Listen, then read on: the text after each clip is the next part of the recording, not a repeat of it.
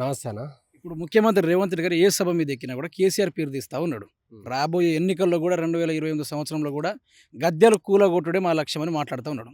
ఏ విధంగా దీనికి సమాధానం ఇస్తారు? అన్న ఒకటి గుర్తుపెట్టుకోండి, ఉమ్, కాంగ్రెస్ పార్టీకి సంబంధించిన కానీ కాంగ్రెస్ ప్రభుత్వానికి సంబంధించిన కానీ రేవంత్ రెడ్డికి సంబంధించిన సభ ఏదైనా కానీ ఉమ్, సౌండ్ మాత్రం కేసీఆర్ గారిదే, బీఆర్ఎస్ పార్టీదే. ఉమ్, ఎందుకు అని అంటే పొద్దున్న లేస్తే కేసీఆర్ కేటీఆర్ని తిట్టని ఆయన యొక్క కడుపు నిండదు, ఉమ్, ఆయన తిన్నది జీర్ణించుకోలేకపోతాడు. అందులో భాగంగానే కేసీఆర్ని తిడతాడు తప్ప ఆయన నేను ఇది చేస్తా అది చేస్తా అని చెప్పేసి అనడు. ఉమ్, ఇంకో మాట మీకు ఏంటంటే, అదే కేసీఆర్ గారు సభ ఉన్నట్టుగా సభ మాట్లాడే టైంలో కానీ కేసీఆర్ గారు ఎటైనా వెళ్తుంటే కానీ కేసీఆర్ గారి ముందు నుంచి వెళ్ళి ఒక కుక్క పోతున్నా కూడా ఉమ్, అది రేవంత్ రెడ్డి అని ఉన్నా కూడా కనీసం ఆయన పట్టించుకోడు తప్ప ఉమ్, ఆయన పేరు తీయడు, ఆయన మాట తీయడు, ఆయన గురించి మాట్లాడు. ఉమ్, కేసీఆర్ ఎంత గొప్పోడు అని అంటే సిద్ధాంతాల గురించి మాట్లాడతాడు, ఉమ్, వాళ్ళు ఇచ్చినటువంటి హామీల గురించి మాట్లాడతారు, జనాలు పడుతున్న కష్టాల గురించి మాట్లాడతారు, జనాలు పడుతున్నటువంటి ఇబ్బందుల గురించి మాట్లాడతారు, రైతుల గురించి మాట్లాడతారు, నిరుద్యోగుల గురించి మాట్లాడతారు, అదేవిధంగా ఉద్యోగుల గురించి మాట్లాడతారు తప్ప ఇలా లత్కోర్ రాజకీయాలు, ఇలా చెంచాగిరి రాజకీయాలు, ఇలాంటి వ్యభిచార రాజకీయాలు మాత్రం కేసీఆర్ గారు ఎక్కడ కూడా చెయ్యబోడు కూడా. ఉమ్, ఇవాళ రేవంత్ రెడ్డి అనేటోడు చిన్నపిల్లలు ఉన్నా కూడా కేసీఆర్ని తిడతాడు, ఉమ్, మహిళలు ఉన్నా కూడా కేసీఆర్ని తిడతారు, ఉమ్, రైతులు ఉన్న సభలో కూడా కేసీఆర్ని తిడతారు. ఉమ్, అది ఏంది అసలు ఆయన ఉద్దేశం ఏంది? ఉమ్, అరే నువ్వు చెప్పాలనుకుంటున్నా ఏంది, నువ్వు చేసింది ఏందో చెప్పరా బాబు అని అంటే కేసీఆర్ని తిడతా అంటే ఏందన్నట్టు. ఒకానొక సందర్భంలో మీకు తెలియదన్న, ఉమ్, వాళ్ళ ఇంట్లో వాళ్ళ మనవని బర్త్డే అవుతా ఉంటుంది. ఉమ్, వాళ్ళ మనవని బర్త్డేలా కేక్ కట్ చేస్తా అంటే కూడా ఉమ్, ఆడ కూడా కేక్ కట్ చేసే క్రమంలో కూడా కేసీఆర్ తిడుతుండంట. మనం కేక్ కట్ చేసేది కూడా కేసీఆర్ తిట్టే కట్ చేయాలని చెప్పేసి కేక్ కట్ చేసుడు కూడా స్టార్ట్ చేస్తున్నానంట. అంతే దరిద్రంగా, అంత హీనంగా, అంత దిగజారు రాజకీయం చేయాల్సిన అవసరం ఏమున్నది నీకు? ఉమ్, అంత దిగజారు రాజకీయం చేయాల్సిన అవసరం ఏమున్నది?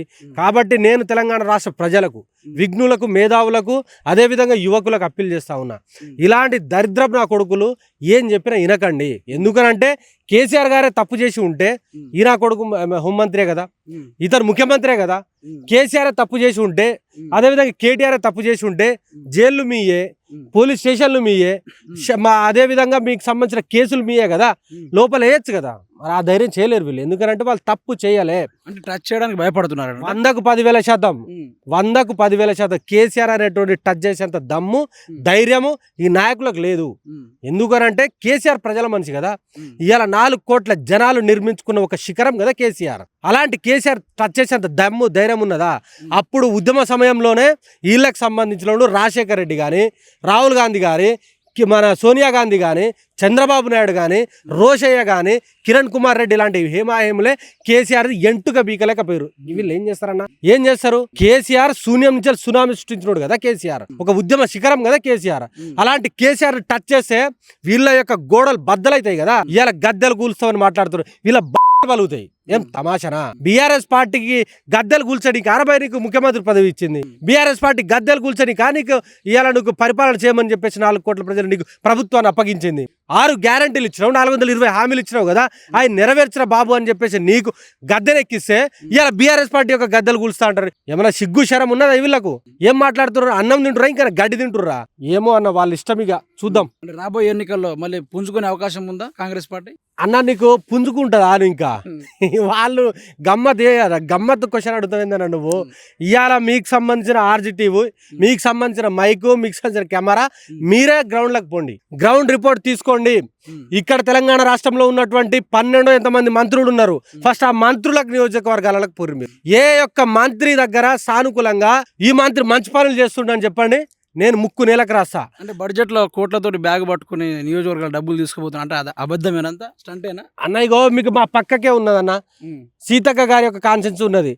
వాళ్ళు ఇక చీపురు పట్టుకొని రెడీగా ఉన్నారు అక్కడ మహిళలు. అదే విధంగా మాకు ఇక్కడ వరంగల్లో మంత్రి గారు ఉన్నారు ఒకరు, అక్కడికి వెళ్ళండి. ఏ ఒక్క మంత్రి అయినా మంచి పనులు చేస్తుర్రా? లేకపోతే కేసీఆర్ గారు ప్రారంభించి వదిలిపెట్టి పోయినటువంటి వాటికే రిబ్బన్లు కట్ చేస్తుర్రా? చూద్దాం. ఏం చేస్తున్నారు వాళ్ళు? ఏమి లేదు. వాళ్ళకి ఇచ్చినటువంటి కార్లల్లా, వాళ్ళకి ఇచ్చినటువంటి ఏసీ బంగ్లాలల్లా, వాళ్ళకి ఇచ్చినటువంటి జల్సాలల్లా జల్సాలు చేస్తున్నారు తప్ప ఏ ఒక్కరు గ్రౌండ్ లో పని చేస్తలేరు. మీకు ఒకటి చెప్తే, నేను మొన్న రీసెంట్లీ సెక్రటేరియట్కి వెళ్ళాను. సెక్రటేరియట్కి వెళ్తే అంత ఒక సదరు మంత్రి గారు అందరిని కలుస్తా ఉన్నారు. కలిసే క్రమంలో నేను అడిగిన ఒక జర్నలిస్ట్ని, ఏందన్నా గింత ఫ్రీగా ఉన్నారు ఏంది అని అంటే, వాళ్ళకి ఏం పర్లేదుగా అన్న, గీ పనైనా చేస్తున్నారు కదా అని అంటున్నానే. అంటే ఒక జర్నలిస్ట్ గారు అంటే రెగ్యులర్గా చూస్తుంటారు కదా వాళ్ళు అనంటే వాళ్ళు ఇప్పుడు ఒక మంత్రి అనేటోడు రాష్ట్రమంతా తిరగాలి, తిరగకుండా ఏందన్న వీళ్ళంతా చేస్తుంది, వాళ్ళకు ఆ శాఖ మీద పట్టు లేదు, వాళ్ళకు ఏమున్నదో బడ్జెట్ తెలియదు, వాళ్ళకి అంకెలు తెలియదు, వ్యవస్థ తెలియదు, సంక్షేమం తెలియదు, అభివృద్ధి తెలియదు. వాళ్ళకి తెలిసిందల్లా ఒకటి కాంట్రాక్టులు తెలుసు, కమిషన్లు తెలుసు తప్ప ఈ గాడిద కొడుకులకి ఏది కూడా తెలియదు. దున్నపోతుల లెక్క తింటుర్రు, అడ్డగాడిద లెక్క మేస్తున్నారు, పందికొక్కుల లెక్క మొత్తానికి మొత్తం దోచుకుంటున్నారు తప్ప ఈ దున్నపోతులు ఏం చేస్తున్నారన్నా? ఒక్క పని అంటే ఒక్క పని చేత కాలేదు వీళ్ళకు, ఒక్కడంటే ఒక్కడు కూడా చేయలేదు వీళ్ళు. కనీసం ఒక్కడంటే ఒక్కడు కూడా ఒక్క ఫ్రీ బస్ తప్ప ఏం చేసారు వీళ్ళు తెలంగాణ రాష్ట్రానికి? ఏం ఉద్ధరించారు ఇవాళ తెలంగాణ రాష్ట్రానికి?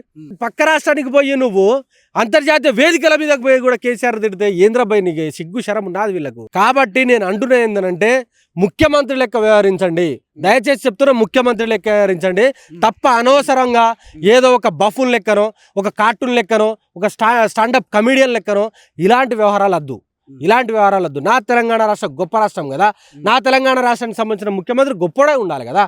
నువ్వు ఇలా పక్క రాజు ఎక్కడికి పోయినా కేసీఆర్ తిడితే నవ్వుతా ఉన్నారు జనాలు నవ్వే పరిస్థితి ఏర్పడ్డది. కాబట్టి దయచేసి చెప్తున్నా కేసీఆర్ లెక్క చేస్తున్నాడు రేవంత్ రెడ్డిని 100కు అరే కుక్కలకైనా లెక్క చేస్తారన్న, వీళ్ళు ఎవరిని లెక్క చేయరు. ప్లీజ్ దయచేసి మళ్ళా అడగకండి మీరు.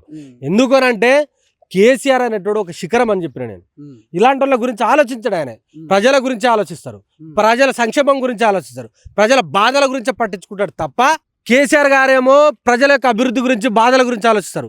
అదే రేవంత్ రెడ్డి గారు ఏం ఆలోచిస్తారు తెలుసా అన్న మీకు? ఇగో ఇక్కడ ఈ ల్యాండ్ ఎక్కడిది, ఈ యూనివర్సిటీ ల్యాండ్ ఏంది కథ ఇంకా చూడలేదు ఆయన. చూస్తే గిట ఈ యూనివర్సిటీ గిన్నె ఎకరాలు అవసరమా, దీనికి కథం పెడదాం, దీన్ని అమ్మాలని చెప్పేసి రాత్రికి రాత్రి జీవో పట్టుకొస్తాడు, దానికి సంబంధించిన వ్యవస్థ బయటకు వచ్చి పడేస్తాడు తప్ప ఆయన ఏం చేస్తాడన్నా? ఆయనకి ఏమొస్తుంది? దేని గురించి తెలుసు ఆయనకు? విద్యా కమిషన్ అని పెట్టిండు. ఆ విద్యా కమిషన్ కి సంబంధించిన చైర్మన్ 6 నెలల ముందే రిజైన్ చేసిపోయిండు. మరి ఆ చైర్మన్ గారికైనా సిగ్గున్నదా శరం ఉన్నదా మాకు తెలియదు. మరి అరే బాబు నువ్వు ఏదో చేస్తావని చెప్పేసి ఉద్ధరించి నిన్ను నమ్మి జనాలు ఇవ్వాలి నీ వెంట నడిస్తే నువ్వు ఇవాళ కనీసము దాని గురించి చెప్పకుండా, జనాలకు వివరించకుండా, అసలు తెలంగాణ రాష్ట్ర ప్రభుత్వంలో ఏం జరుగుతుందో చెప్పకుండా బయటకు వచ్చి తిరుగుతున్న గాడిద కొడుకు ఎవరైతే ఆకులు ముళ్ళున్నాడో అని కొడతాం మేము 100,000% ఎందుకు బాజాబ్తో కొట్టాల్సిందే కదా. ఇలాంటి లత్కో రాజకీయాలు చేయొద్దు. ఆ రోజు నిరుద్యోగులను, మేధావులను, అదేవిధంగా నాలాంటి విద్యార్థులను, విద్యార్థి నేతలను రెచ్చగొట్టే కదా వీళ్ళు ఇవాళ బీఆర్ఎస్ పార్టీని గద్దె దించి కాంగ్రెస్ పార్టీని ఎక్కించు. మరి ఇవాళ ఏం చేస్తారు వీళ్ళు? ఎవడైనా అడుగుతురానా? కోదండరామ్ అడగారు, ఆకురు మీరు అడగారు, రియాజ్ అడగాడు, ఇంకోటి బల్మూరి వెంకటగాడ అడగాడు, అద్దంకి దయాకర్ గాడ అడగాడు. ఎవడ అడుగుతారు? మాలాంటి వాళ్ళు అడుగుతారేమో కేసులు పెడతారు.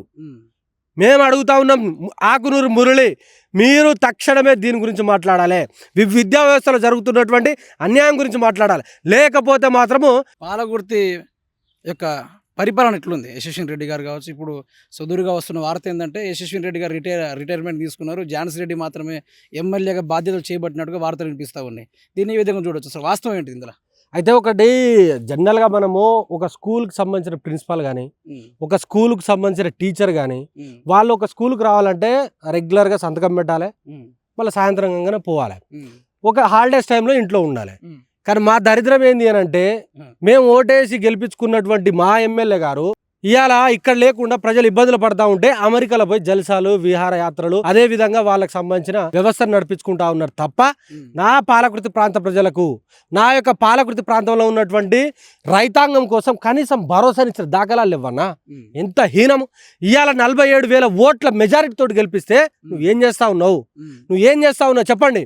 ఇవాళ మా తెలంగాణ రాష్ట్రంలో ఒక కాన్స్టిట్యున్సీకి ఒకడే ఎమ్మెల్యే ఉంటాడన్న. కానీ మా యొక్క దరిద్రం ఏంది అని అంటే మా పాలకృతి ప్రాంతానికి 2 ఎమ్మెల్యేలు.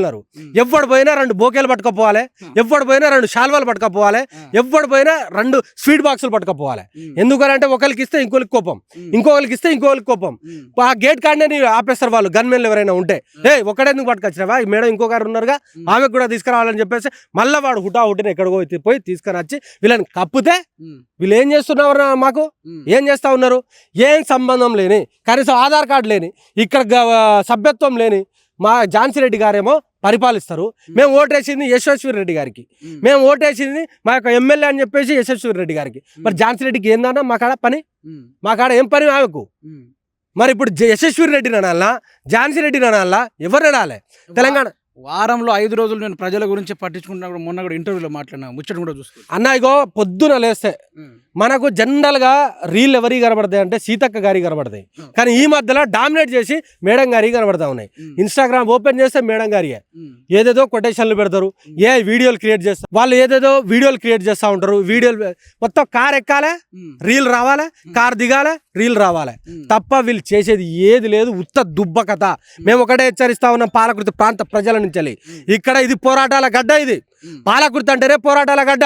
ఇక్కడ చాలా చాకలి ఐలమ్మ, దొడ్డి కొమరయ్య, షేక్ బందగి, ఠాను నాయక్ లాంటి వాళ్ళు పుట్టిన నేల. ఇలాంటి నేలలో నిన్ను నమ్మి ఓటేసిన ప్రజలకు ఇలా మోసం చేసినాం అనుకో, ఇవాళ ఎట్లాంటి పరిణామాలు ఎదుర్కోవాల్సి వస్తుందో భవిష్యత్తు నిర్ణయిస్తుంది తప్ప ఇలాంటి రాజకీయాలు వద్దు మాకు. ఇలాంటి చేయొద్దు. చేయకపోతే చేత కాదని చెప్పేసి రిజైన్ చేసి వెళ్ళిపోండి తప్ప, మీ యొక్క అమెరికాలో పోయి జల్సాలు చేసుకోండి తప్ప ఈ ప్రాంత ప్రజలను అన్యాయం చేస్తే మాత్రము రేపటి రోజున ఊళ్ళకి రానియరన్న. ఎందుకు అంటే 6 గ్యారంటీలు కాదు వీళ్ళు ఇచ్చింది, 420 హామీలు కాదు, స్వతహాగా నాకు వచ్చే నెల జీతం కూడా నేను ఈ ప్రజలకు ఇస్తా అని చెప్పింది యశస్వి రెడ్డి గారు. ఇప్పటికి 30 నెలలు దాటిపోయింది, కనీసం ఏ ఒక్క పేద కుటుంబానికి ఇచ్చిన దాఖలాలు చూపెడితే మేము 3 నెలలకు రాస్తాము. అదేవిధంగా దాదాపుగా సంవత్సరానికి 1000 మందిని నేను స్కిల్ నేర్పించి అమెరికాకు పంపిస్తా అని చెప్పిన యశస్వి రెడ్డి గారు ఇవాళ ఎవరికైనా నేర్పించిందా? వాళ్ళు నేర్చుకుంటా ఉన్నారు కారు నడుపుడు, వాళ్ళు నేర్చుకుంటా ఉన్నారు కబ్జా చేసుకుడు, వాళ్ళు నేర్చుకుంటా ఉన్నారు దోచుకునుడు, వాళ్ళు నేర్చుకుంటా ఉన్నారు గుట్టలు మొత్తం ఖతం చేసుడు, వాళ్ళు నేర్చుకుంటా ఉన్నారు మైనింగ్లు, వాళ్ళు నేర్చుకుంటా ఉన్నారు ఇసుక అమ్ముడు తప్ప నా పేద వర్గానికి సంబంధించిన యువకులకు కానీ నిరుద్యోగులకు కానీ ఏ ఒక్కరికి కూడా స్కిల్ నేర్పించినట్టు దాఖలాలు లేవు, కనబడలేదు. రేపటి రోజున ఇదే యువత గలమెత్తుతుంది, ఇదే యువత కదం నొక్కుతుంది, ఊరు వాడ తిరుగుతాము. ఎందుకనంటే మమ్మల్ని మోసం చేసిరు వీళ్ళు. దాదాపుగా 1 కాదు 2 కాదన్న 47,000 ఓట్ల మెజార్టీతో గెలిపిస్తే వీళ్ళు మమ్మల్ని ఏం చేస్తున్నారన్నా వంగబెట్టి తన్నే ప్రయత్నం చేస్తూ ఉన్నారు. ఇది ముందే చెప్పిన మీకు, ఈ గడ్డ పోరాటాల గడ్డ. ఇక్కడ మలిదశ నక్సలిజం పుట్టినటువంటి నేల ఇది. అలాంటి నేలలో మరి వాళ్ళ యొక్క వాసన ఇంకా పడనట్టున్నది. ఆ వాసన చూస్తే మాత్రం ఇక్కడ ఉండరన్న వీళ్ళు మన క్రికెట్లో ఏమంటారన్న రిటైర్డ్ ఆర్డ్ అంటారు కదా, మధ్యలో వెళ్ళిపోతారు కదా, రిటైర్డ్ ఆర్డ్ లెక్క అమెరికాకి వెళ్ళిపోవాల్సి వస్తుంది. కాబట్టి జాగ్రత్తగా ఇప్పటికైనా ఒళ్ళు దగ్గర పెట్టుకోండి. మీకు ఇచ్చినటువంటి సమయాన్ని వృధా చేయకుండా మా యొక్క ప్రాంత ప్రజల కోసం మంచి చేయాలనే కోరిక చేయండి. దయగల దయాన్నకు కంటే కొంచెం మెరుగ్గా పనిచేయడానికి ప్రయత్నించండి కదా. దయాకర్ రావు విషయంకి వస్తే ఎర్రబెల్లి దయాకర్ రావు గారు ఎక్కడ నిలబడితే నేను అక్కడ నిలబడతా, ఆయనని రాజకీయంగా లేకుండా చేస్తామని చెప్పి కూడా జాన్సీ రెడ్డి గారు కూడా మాట్లాడుతున్నారు. అన్న ఓటు హక్కు లేని వాళ్ళు చెప్తే అవుతా, అదే ఓటు హక్కు లేని వాళ్ళు చెప్తే అవుతుందా? నాకు ఓటు అన్నది నేను చెప్తే అదో తీరుగాని ఓటు హక్కే లేదు నీకు. నువ్వు ఇక్కడ సభ్యత్వం రాలే కాదు, నువ్వు ఇక్కడ నీకు సిటిజన్షిప్పే లేదు. నువ్వు చెప్తే ఇవ్వండి అమ్ముతాడు నీకు. తెలంగాణ రాష్ట్ర ప్రజలు పాలకుర్తి ప్రజలు కదా నిర్ణయించాల్సింది. నువ్వెవరు? దయాకర్ రావు చెరిసిపోయింది అనేది తెలంగాణ రాష్ట్ర ప్రజలకెరికే కదా. దయాకర్ రావు ఎలాంటి నాయకుడు అనేది పాలకుర్తి గడ్డకెరికే కదా.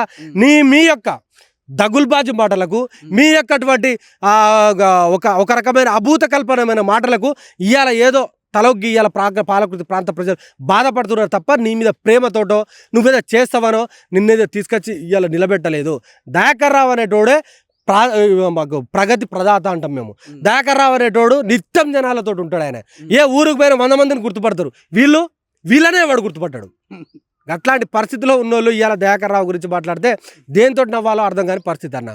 కాబట్టి దయాకర్ రావు కాదు, కేసీఆర్ కాదు, బీఆర్ఎస్ కాదు, మీకు పాలకుర్తి ప్రాంత ప్రజలు ముఖ్యం.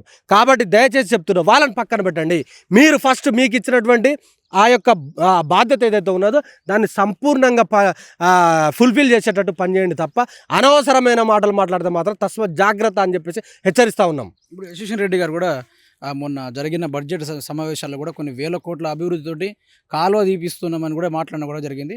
జరుగుతుందా చెన్నూరు రిజర్వేర్ ప్రాజెక్ట్ జరుగుతుందా అన్న? ఒకటి ఏనండి, మరి పక్క దేశం నుంచి వస్తున్నారట మరి పెద్ద కాలువ చూద్దామని చెప్పేసి. అర్థమైందా? వాళ్ళు అమెరికా నుంచి కూడా వచ్చి ఇక్కడ రివ్యూ చేసుకొని ఇలాంటి కాలువ కట్టాలని వాళ్ళు చూస్తున్నారట. ఏందన్నా మీరు గమ్మతున్నారు? ఇదే పట్టుకొని మనం పోదాంపా చూద్దాంపా ఏ కాలువ తవ్వుతుర్రు అనేది. ఏ కాలువ తవ్వుతుర్రు అన్న వాళ్ళు వాళ్ళ ఇళ్లకు పైసలు రావడానికి కాలువలు దొప్పుకుంటారు తప్ప ఏ చేసిన దాఖలాలు లేవు. వాళ్ళు ఒకటినండి అన్న, మా యొక్క చెన్నూరు రిజర్వాయర్కి సంబంధించిన ప్రాజెక్టుకి సంబంధించిన ఏదైతే ఉన్నదో దానికి సంబంధించిన ఎస్టిమేషన్ ఏకదం పెరగంగానే ఇంటికాడ 3 కార్లు వచ్చినాయి. 3 కార్లు ఎట్లా వచ్చినాయి చెప్పు నాకు. ఏం తమాషానా? వాల్యూ మార్చేసిర్రా 100కు. అరే నీకు ఎస్టిమేషన్ కంప్లీట్ గా పెంచేసి దానికి డబ్బులు చేసేసి డబ్బులు ఇమ్మీడియట్ గా కాంట్రాక్టర్ 3 కార్లు గిఫ్ట్ గా పంపించేసే. అయిపోయా ఏమున్నది దానికి ఇవ్వని పైసలు ఇవ్వని ఏంటి నుంచి వచ్చినాయి నీకు లెజెండర్ కార్లు ఎక్కడి నుంచి వచ్చినాయి తెలియదా మాకు అవన్నీ సమయం వచ్చినప్పుడు బయట పెడతాం 100కు 10,000% బయట పెడతాం ఎందుకు ఊకుంటాం ఇంకా 2.5 సంవత్సరాలన్నది జాగ్రత్తగా పరిపాలించండి ఏమి కాదు ఎవ్వరేం చెయ్యరు అర్థమైందా ఎవ్వరేం చెయ్యరు దయచేసి మీకు ఇచ్చినటువంటి బాధ్యతను సంపూర్ణంగా నెరవేర్చే ప్రయత్నం చేయండి తప్ప అనవసరంగా వీళ్ళు పొద్దున్న లేస్తే తెలంగాణ రాష్ట్రంలో ఎక్కడైనా చూడండి అన్న ఈ తెలంగాణ రాష్ట్రంలో ఏ యొక్క కాన్స్టెన్సీలో గిరిజనుల మీద దాడులు జరిగాయి నా పాలకుడి గడ్డ మీద గిరిజనుల మీద దాడి జరిగింది లంబడోళ్ళ మీద దాడులు జరిగినాయి సీన్ నాయక్ అనేటువంటి పోలీస్ స్టేషన్లో చచ్చిపోయాడు అదేవిధంగా మీ యొక్క రాజ్ కుమార్ అనే ఒక జర్నలిస్ట్ని తీసుకుపోయి దాదాపుగా 30 రోజులు జైల్లో ఉంచాడు అదేవిధంగా ఉపేంద్ర అంటే ఒక జర్నలిస్ట్ని తీసుకుపోయి జైలు ఉంచారు అదేవిధంగా నిన్నడు ఒక మా యొక్క లంబాడ సోదరు మీద దాడులు చేస్తే రక్తం వచ్చేటట్టు కొట్టిళ్ళు కనీసం ఏ ఒక్కరి మీద చర్యలు తీసుకున్న దాఖలాలు లేవు వారు కేసులకు పోలేదు వాళ్ళ మీద జైలుకు పోలేదు కానీ ఇవాళ గుర్తుంచుకోవాల్సింది ఏంటంటే నా యొక్క గిరిజనుల సోదరులు నా యొక్క పాలకుర్తి ప్రాంతానికి సంబంధించిన లంబాడ సోదరులు గ్రహించాలి మనం ఓట్లేసరే ఈ వీళ్ళు ఇవాళ రాజ్యం వెళ్తూ ఉన్నారు మనం ఓట్లేసరే కార్లలో తిరుగుతూ ఉన్నారు మనం ఓట్లేసరే వీళ్ళు జల్సాలు చేస్తూ ఉన్నారు మనం ఓట్లేసరే ఇక బిర్యానీలు తింటూ ఉన్నారు మనం ఇవాళ పప్పు కూడుతోటి లేకపోతే కారం కలుపుకొని తింటూ ఉంటే వీళ్ళు బిర్యానీలు తింటూ ఉన్నారు కాబట్టి దయచేసి మనం ఓట్లేస్తే మన మీద దాడులు చేస్తూ ఉన్నారు మనము ఓపికతో ఉందాం రేపటి రోజున సమయం వచ్చినప్పుడు కొడితే మళ్ళా ఇక్కడ కనబడకుండా అమెరికాకు పారిపోయేటట్టు కొట్టాలి దయచేసి వాళ్ళ యొక్క అనవసరమైన హామీలు కానీ వాళ్ళ యొక్క అబద్ధపు మాటలను మాత్రం నమ్మొద్దని చెప్పేసి నేను అప్పీల్ చేస్తా ఉన్నా మా ప్రాంత ప్రజలకు